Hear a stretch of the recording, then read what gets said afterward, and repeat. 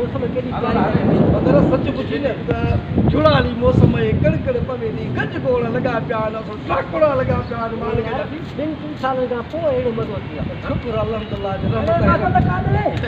बाबा इहो वञा थो थोरी बुख बुख लॻी आहे सोचां थो त कंहिं शादीअ ते वञा छा परे अरे ॿुधो त सही ख़बर पई त शादी आहे ऐं हेॾो मींहुं थो अचे अञा तव्हां सम्झ में ॻाल्हि न आई आहे अकुल जी दौड़े पर जी शादी अरे ॿुधो त सही मींहुं थो अचे मानी खाई त शादी जो सॾु थी आहे खाइबा मटन खाइबा चिकन खाइबा बोतलूं पीबियूं सॾु कोन्हे पर जी शादी सॾु बि कोन्हे वञे बि थो दावत ते अरे मारी अथई शादी हाल वारा छो शादी वारा मारींदा हिन में महिमान बि पूरा नई तरह मूंखे ख़बर आहे कंहिं न कंहिं शादी हाल में मानीअ जी दावत हूंदी उहा बि शादीअ जी पर थी शादी तोखे ख़बर कीअं पई जो शादी आहे हेॾो अकुल आहे ॾिस न वार ई ख़ुशी आहिनि अकुल हीअं ॿाहिरि निकिरंदो आहे मुंहिंजो तोखे ख़बर न आहे त असांजो वाहिद मुल्क हे आहे जंहिंमें मींहुं वसे त सम्झ त कंहिंजी शादी आहे कुझु छो छो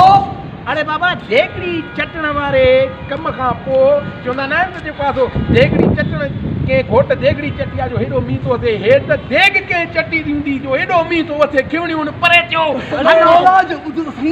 असां बि हलूं न लाड़काणे में 1700 शादी हलनि 200 कट बाक़ी 1300 में 1500 में हूंदी हलो हलो हेॾे ॻाल्हि ॿुधो